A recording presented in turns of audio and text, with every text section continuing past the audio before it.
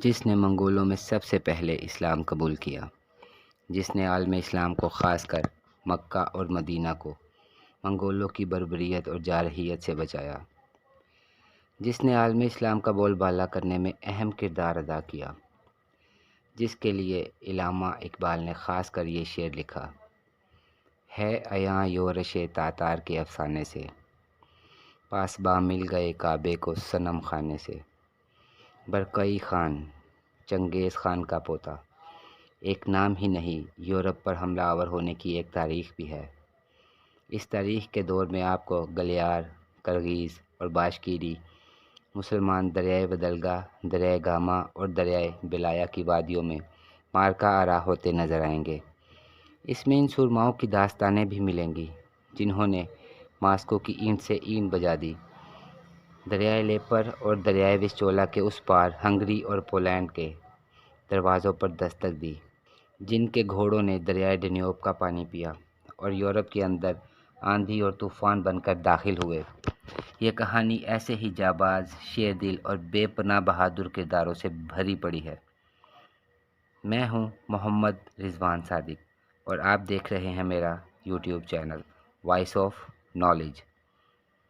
اگر آپ نے ابھی تک ہمارا چینل سبسکرائب نہیں کیا تو پلیز سبسکرائب کر لیں اور بیل آئیکن کو پریس کر دیں، اس سے آپ کو ہماری ہر آنے والی ویڈیو کی اپڈیٹ ملتی رہے گی۔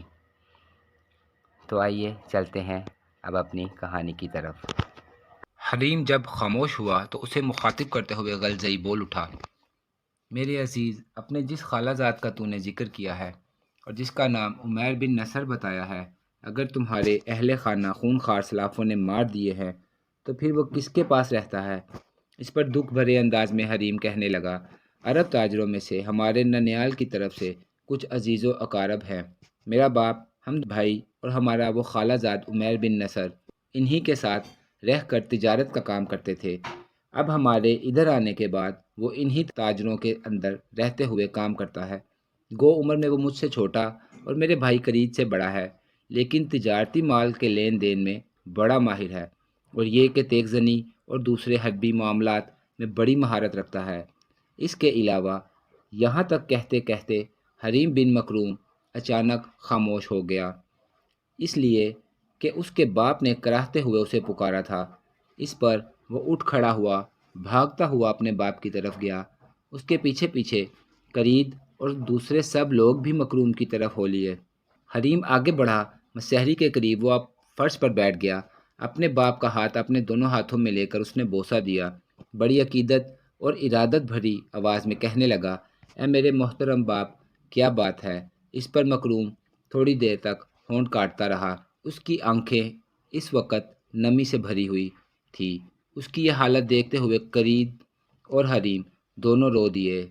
پھر مکروم کی دکھ بھری آواز سنائی دی: حریم میرے بیٹے، ہر انسان کو ایک نہ ایک روز اس فانی جہان سے کوچ کرنا ہے۔ سنو، میری آخری سانسیں میرے حواس پر لہرا رہی ہیں۔ حریم بن مکروم نے تڑپ کر اپنا ہاتھ اپنے باپ کے منہ پر رکھ دیا اور کہنے لگا: اے میرے باپ، ایسی گفتگو نہ کریں۔ ساتھ ہی وہ رو بھی دیا۔ کرید مسحری پر سر رکھ کر رونے لگا تھا۔ جب حریم نے ہاتھ ہٹایا تب کپ کپاتی آواز میں مکروم پھر کہہ رہا تھا: میرے منہ پر ہاتھ نہ رکھو، جو میں کہنا چاہتا ہوں وہ غور سے سنو اور اسے میری آخری نصیحت جان کر اپنے ذہن کے کرتاس پر لکھتے جانا۔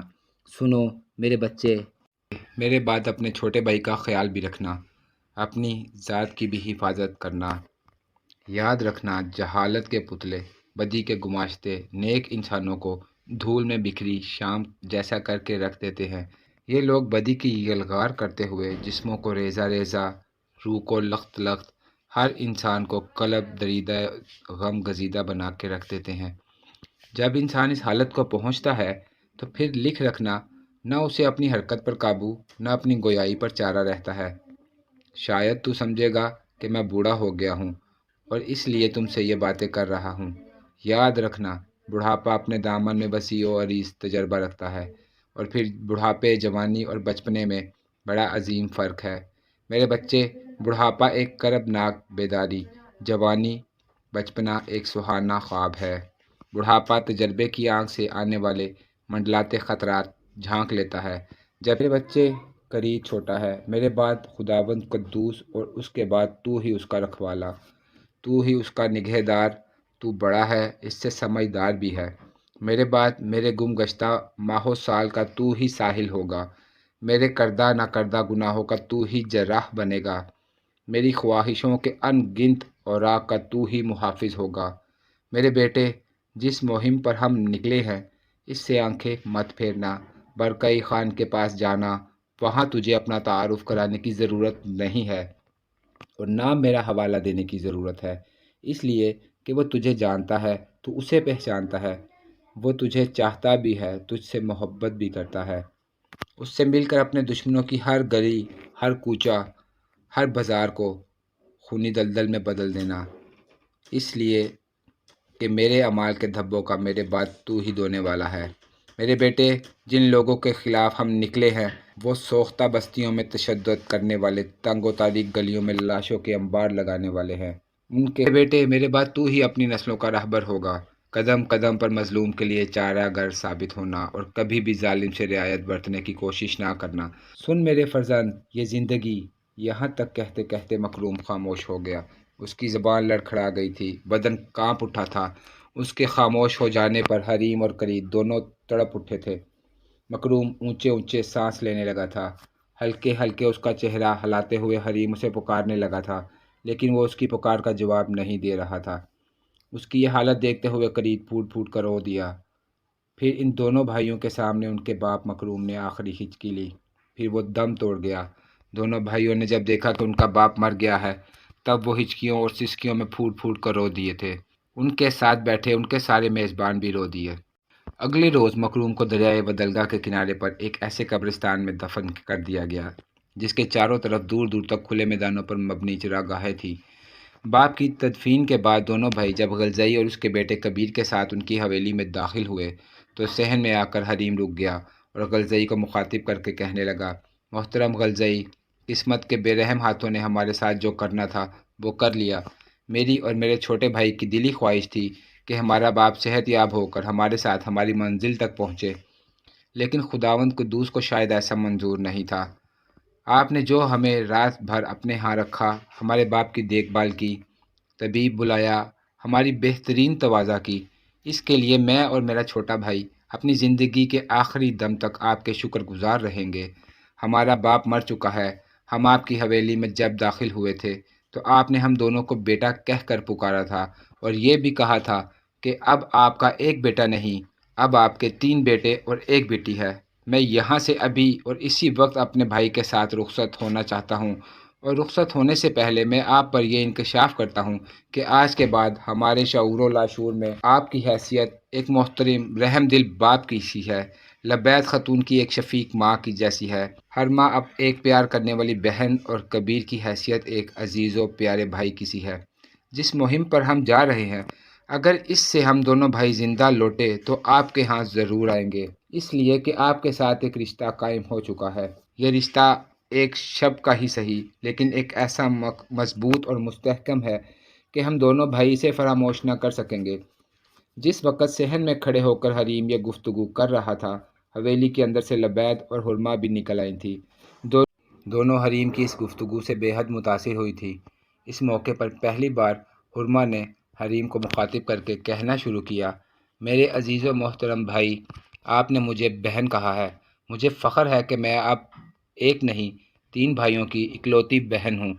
میں نہیں جانتی جو کچھ گفتگو آپ نے کی ہے، اس کا جواب میرے باپ آپ کو کیا دیتے ہیں۔ میرے لیے جواب دینے کے وہی مجاز ہیں، لیکن میں ایک بہن کی حیثیت سے رخصت ہونے والے اپنے دونوں بھائیوں کا بڑی بے چینی سے انتظار کیا کروں گی۔ حرما کی اس گفتگو سے حریم بڑا متاثر ہوا۔ آگے بڑھ کر بڑے پیارے انداز میں اس نے حرما کا سر تھپ تھپایا، کہنے لگا، میری بہن، جو الفاظ تو نے کہے ہیں، اگر میرے بس میں ہوتا تو قسم خداوند قدوس کی ان الفاظ کو سنہری حروف میں لکھ کر اپنی زندگی کا سرمایہ بنا لیتا۔ میری بہن، ہم دونوں بھائی اس وقت رخصت ہو رہے ہیں، اس لیے کہ ہم دونوں بھائیوں کے ذمے جو کام ہے وہ ہم نے دونوں کی زندگیوں سے بھی زیادہ اہم ہے۔ ہم نے ان لوگوں سے انتقام لینا ہے جو ہماری ایک نسل کے قاتل ہیں، وہ کہیں بھی چلے جائیں۔ میرے خداوند کو منظور ہوا تو ایک نہ ایک روز ہم ان پر ضرور وار کریں گے۔ حریم جب خاموش ہوا تو غلزئی نے اسے مخاطب کرتے ہوئے کہنا شروع کیا، میں جانتا ہوں تمہیں اپنے باپ کے مرنے کا بے حد دکھ ہے۔ تم نے اپنے باپ کے ساتھ ایک طویل سفر طے کیا ہے۔ گزشتہ شب بھی تم بھائیوں نے نہ آرام کیا ہے نہ سوئے ہو۔ ایک دن اور ایک شب آرام کر لو، پھر میرے بیٹے یہاں سے بے شک کوچ کر جانا۔ غلزئی کے ان الفاظ کے جواب میں بڑے دکھ بھرے انداز میں حریم بن مکروم کہہ رہا تھا، میرے محترم، آرام اور سکون اب ہم دونوں بھائیوں کے مقدر میں نہیں ہے۔ قرید چھوٹا ہے، میں جانتا ہوں یہ ابھی بچپنے کی آخری حدود میں ہے، لیکن اپنے خلوص اور جان نثاری کی وجہ سے یہ بالغ ہو جانے والے جوانوں سے بھی زیادہ سنجیدہ عقل مند ہے۔ اور پھر آپ جانتے ہیں مرنے سے پہلے میرا باپ مجھے اپنا بڑا بیٹا ہونے کی وجہ سے اپنی نسلوں کا رہبر قرار دے چکا ہے۔ مجھے اپنے مرنے والے باپ کی خواہش کی تکمیل کے لیے ظلم و ستم کے کوہ گراں، ہجر گزیدہ شاموں، خوف کے پہرے، ہجر کے غموں سے بھرپور دنوں سے ٹکرانا ہوگا۔ وقت کی سونی دیواروں کی خاموشی سے گزر کر اپنے مقصد، اپنی اورش کو حاصل کرنا ہوگا۔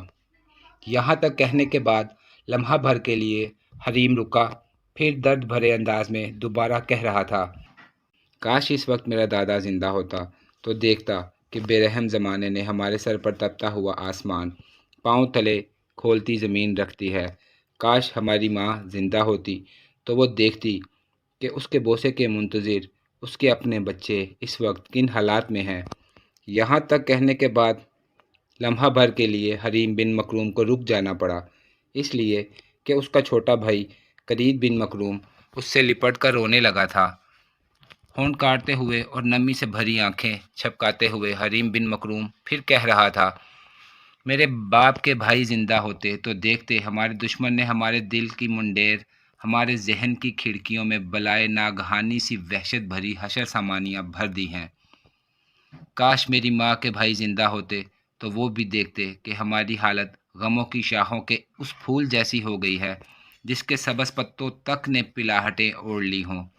مجھے اپنے باپ کی خواہشوں کی تکمیل کرنا ہوگی۔ میرے خداوند نے چاہا تو میں اپنے لواحقین کے چہروں کے سلوٹوں کو بھی امیدوں کی کلیوں میں تبدیل کروں گا اور اپنے خاندان کے بچ جانے والے افراد کی قیام گاہوں کو جگنوؤں کے شہر میں تبدیل کر کے رہوں گا۔ یہاں تک کہنے کے بعد لمحہ بھر کے لیے حریم بن مکروم رکا، پھر غلزئی کی طرف دیکھتے ہوئے دوبارہ کہہ رہا تھا، میرے محترم، آپ مجھے روکنے کی کوشش نہ کیجیے گا، میں ہر صورت میں آج یہاں سے کوچ کرنا چاہتا ہوں۔ اس موقع پر غلزئی نے ایک ہمدردانہ سی نگاہ دونوں بھائیوں پر ڈالی، پھر اپنی بیوی لبید اور بیٹی حرمہ کی طرف دیکھ کر کہنے لگا، تم دونوں جلدی جلدی ان کے لیے زاد راہ تیار کرو، کچھ خشک پھل، کھانے پینے کی دوسری اشیاء بھی رکھ دینا۔ اس پر حریم فوراً بول اٹھا، اس کی ضرورت نہیں ہے۔ شکووں بھرے انداز میں غلزئی نے حریم کی طرف دیکھا، پھر کہنے لگا، بیٹا ہو کر کہتے ہو ہمیں زحمت کرنے کی ضرورت نہیں۔ دیکھ حریم میرے بچے، یہاں تک کہتے ہوئے غلزئی کو رک جانا پڑا، اس لیے کہ بیچ میں حرمہ بول پڑی تھی، بھائی آپ فکر نہ کریں، میں آپ دونوں بھائیوں کے گھوڑوں کی خرجینیں دیکھ چکی ہوں، اس میں جو کھانے پینے کی اشیاء ہیں ان کا بھی جائزہ لے چکی ہوں۔ دونوں خرجینوں میں ستو ہے، شکر ہے، خشک گوشت ہے، اس کے علاوہ کچھ بھی نہیں۔ اس پر حریم کہنے لگا، میری بہن، جن حالات سے ہم گزر رہے ہیں ان حالات میں ہمارے لیے یہ خوراک بھی نعمت عظمیٰ سے کم نہیں۔ حریم کی اس گفتگو کا جواب حرمہ دینا چاہتی تھی کہ غلزئی بول پڑا، بیٹے تم جلدی کرو، کھانے پینے کی اشیاء کا اہتمام کرو، دونوں بھائیوں کی خرجینوں میں کچھ پھل بھی رکھ دو، اتنی دیر تک میں ان کے ساتھ ان کے گھوڑوں کی تیاری کراتا ہوں۔ اس پر لبید اور حرمہ مڑی اور حویلی کے اندر چلی گئی تھی۔ غلزئی اور کبیر دونوں باپ بیٹا حریم اور قرید کے ساتھ استبل کی طرف چلے گئے تھے۔ تھوڑی دیر بعد لبید اور حرمہ دونوں ماں بیٹی حریم اور قرید کی خرجینوں میں خورد و نوش کا سامان بھر کر لے آئی تھیں۔ حرمہ نے پانی کے 2 مشکیزیں بھی اٹھا رکھے تھے۔ اس موقع پر بڑی تیزی سے حریم اور قرید دونوں بھائی آگے بڑھے، انہوں نے خرجینیں اور مشکیزیں لے کر انہوں نے اپنے گھوڑوں کی زینوں سے باندھ دیے۔ گھوڑوں پر زینیں ڈالی جا چکی تھی اور وہ دونوں بھائی کوچ کے لیے تیار تھے۔ اس موقع پر بوڑھے مہربان غلزئی نے پھر حریم کو مخاطب کیا، بیٹے میں اس دکھ اور کرب کو تو زندگی بھر نہ بھلا سکوں گا کہ تم دونوں بھائی اتنا لمبا سفر طے کر کے آئے، ہمارے ہاں قیام کیا۔ اب دونوں دریائے ودلگا کے کنارے کنارے شمال کی طرف جاؤ گے اور سرائے باتو کا رخ کرو گے۔ اب تمہارے پیچھے جو تمہارے لواحقین ہیں، انہیں کیسے خبر ہوگی کہ تمہارا باپ فوت ہو چکا ہے؟ اس پر حریم تھوڑی دیر سوچتا رہا، پھر دکھ بھرے انداز میں کہنے لگا، سرائے باتو پہنچ کر میں پورے حالات برکئی خان سے کہوں گا۔ اپنے دشمنوں کے خلاف حرکت میں آنے کے لیے اس نے جب میری مدد کی اور میں دشمنوں کے خلاف نکلا تو کوچ کرنے سے پہلے برکئی خان سے کہوں گا کہ ہماری غیر موجودگی میں ہمارا خالہ زاد بھائی عرب تاجروں کے ساتھ سرائے باتو میں آئے تو اسے ہمارے باپ کے مرنے کی اطلاع کر دی جائے، اور اگر ان حالات میں کوئی تبدیلی ہوئی تب بھی فکر مندی کی کوئی ایسی بات نہیں ہے، اس لیے کہ وہ عرب تاجر جن کے ساتھ ہم کام کرتے ہیں اور جن میں اب ہمارا خالہ زاد بھائی عمیر بن نصر اکیلا ہے، وہ گرجستان کا بھی رخ کرتے ہیں۔ گرجستان کی ملکہ سودان اور اس کی بیٹی جھومر عرب تاجروں پر بڑی مہربان ہے، وہ مال کے لین دین کے سلسلے میں ہمارے ساتھ وسیع القلبی اور فراخ دلی کا مظاہرہ کرتی ہیں۔ اگر وہ گرجستان کی طرف بھی آتا ہے تب بھی اسے خبر ہوگی کہ ہم نے کدھر کا رخ کیا ہے۔ میرا دل کہتا ہے کہ گرجستان یا سرائے باتو سے ہو کر وہ ایک روز آپ کے ہاں ضرور آئے گا، اس لیے کہ ہمارے باپ سے وہ اپنے سگے باپ جیسا ہی پیار کرتا ہے۔ اس کے ساتھ ہی تھوڑی دیر خاموش رہنے کے بعد حریم اور قریب دونوں نے ایک دوسرے کی طرف معنی خیز نظر سے دیکھا اور انہیں الوداع کہا۔ حویلی سے باہر نکلے، صدر دروازے تک غلزئی، لبید، کبیر اور حرما نے انہیں الوداع کہا، پھر وہ دونوں بھائی اپنے گھوڑوں پر سوار ہوئے اور وہاں سے کوچ کر گئے تھے۔ دریائے ودلگا کے کنارے کنارے شمال کی طرف سفر کرتے ہوئے دوپہر کے وقت دونوں بھائی سرائے باتو کے سامنے نمودار ہوئے۔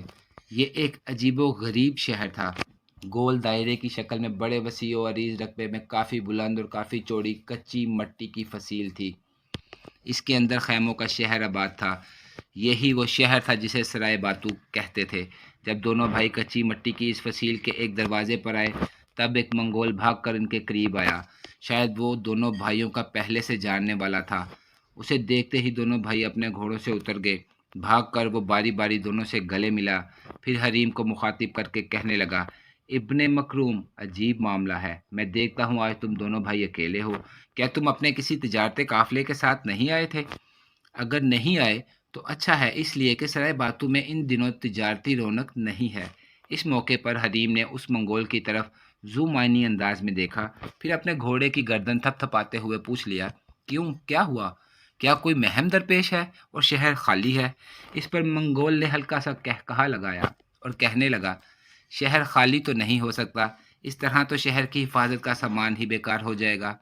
دراصل ہم منگولوں نے یورپ پر یلغار کی ہے، اور یہ یلغار اکیلے سائی خان ہاتو اور برکئی خان نے نہیں کی، بلکہ صحرائے گوپی اور کراکرم سے منگولوں کے بڑے خاندان اوگدائی خاندان کی طرف سے بھی ایک لشکر آیا ہے۔ اس لشکر کے ساتھ مل کر یورپ پر یلغار کا سلسلہ شروع کیا گیا ہے۔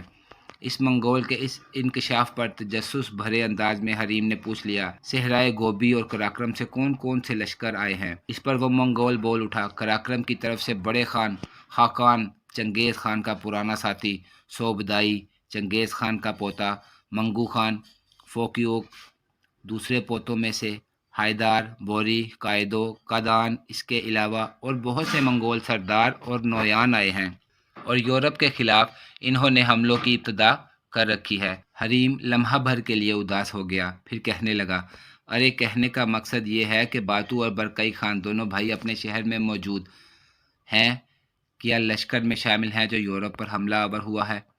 منگول مسکرا دیا، ہاں تمہارا اندازہ درست ہے۔ حریم نے پھر سوال کیا، کتنا عرصہ ہوا برکئی کو یہاں سے کوچ کیے ہوئے؟ کئی ماہ ہو چکے ہیں، منگول نے بڑے غور سے حریم کی طرف دیکھتے ہوئے کہنا شروع کیا، اور اب تو انہوں نے کچھ فتوحات بھی حاصل کی ہیں، کیا تم ان دونوں سے ملنا چاہتے ہو؟ اس پر حریم نے پھر سوچتے ہوئے اپنے گھوڑے کی پیٹھ تھپ تھپائی، کہنے لگا، تمہارا اندازہ درست ہے، میں برکئی خان سے ملنا چاہتا ہوں، مجھے اس سے بہت ضروری کام ہے، لگتا ہے مجھے سرائے باتو میں داخل ہونے کی بجائے ان علاقوں کا رخ کرنا ہوگا جدھر منگول لشکر نے رخ کیا ہے۔ یہاں تک کہنے کے بعد حریم رکا، کچھ سوچا، پھر وہ دوبارہ کہہ رہا تھا، کیا تم مجھے ان علاقوں کی طرف رہنمائی کر سکتے ہو جن علاقوں کی طرف منگول لشکر نکلا ہے؟ تاکہ میں ان کے پیچھے جاؤں اور برکئی خان سے مل سکوں۔ اس پر وہ منگول مسکرایا، کہنے لگا، میرے عزیز، تجھے ایسا کرنے کی ضرورت ہی پیش نہیں آئے گی۔ برکئی کا دست رات اور اس کا رازدان تورائی خان چند ضروری کام نپٹانے کے لیے یہاں آیا ہوا ہے۔ وہ تمہارا بہترین جاننے والا بھی ہے۔